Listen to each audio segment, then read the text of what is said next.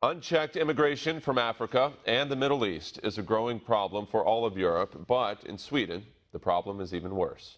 This is according to One America's Pearson Sharp, and he explains how the most tolerant country in the world is struggling to stay ahead of this surge in violence from so-called refugees. Sweden, a land of opportunity and freedom. The Swedes enjoy world-class healthcare, education, and one of the strongest economies in the EU, with some of the lowest debt.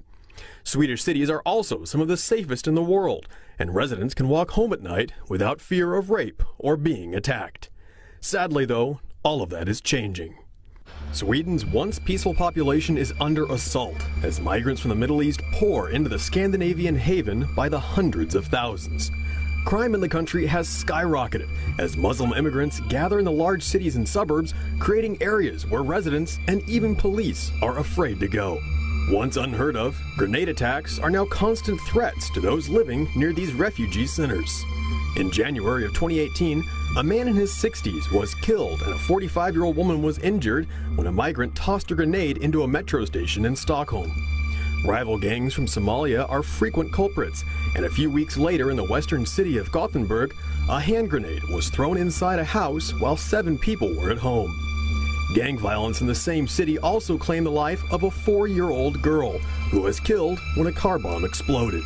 And in the peaceful town of Uppsala, a Dutch exchange student was hit with a stray bullet when refugees carried out an execution-style killing at a pizza restaurant. We are not satisfied with immigration politics. We want them to have better control. We have people that have not been allowed to stay in Sweden, that the police have no idea where they are. And we want the Swedish government to take control. In Malmö, a grenade was thrown at a police station, exploding outside. In Sweden's history, there hasn't been a single case of a native Swede carrying out a grenade attack. Every attack with grenades has been committed by a migrant or refugee gang member.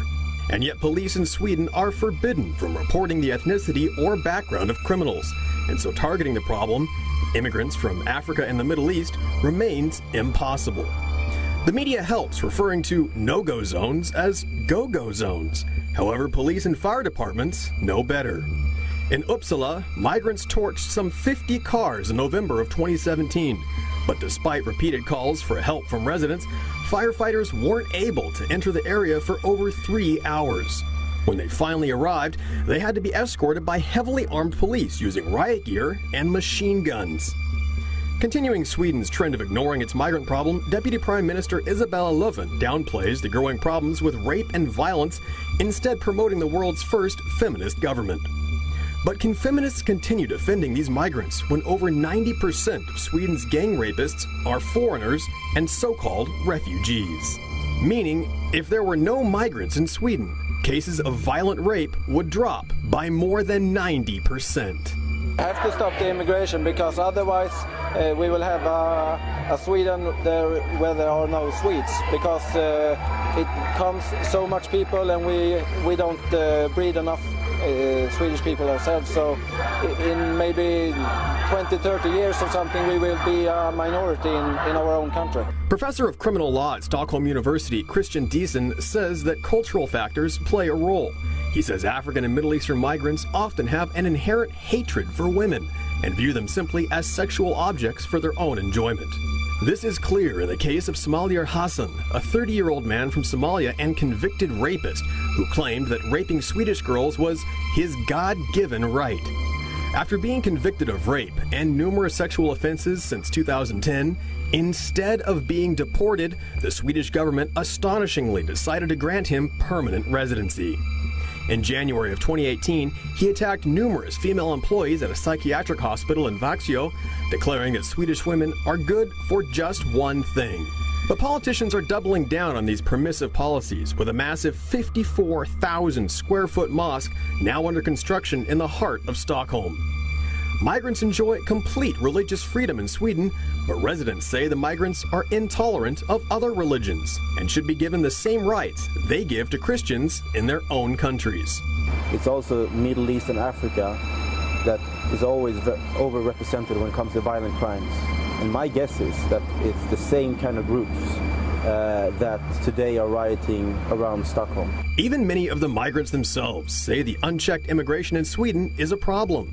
Of course I place full responsibility on the government. They are simply bringing more and more people here, and it's destroying the country. It's even destroying the whole of Europe. But still, they keep bringing them here. I am a foreigner myself, but we have not had these numbers before. They can't assess the people. They don't even know their ages.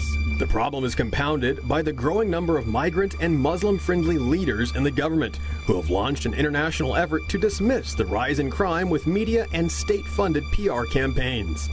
Sweden's prime minister has denied the existence of no-go zones despite testimonies from residents and police, as crime in Sweden has risen dramatically above the European average.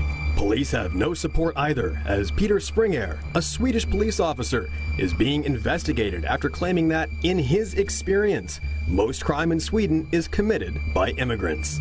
While the problem is growing exponentially, migrants are still a minority in the country, for now.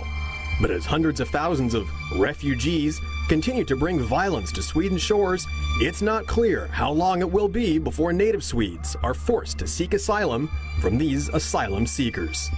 Pearson Sharp, One America News.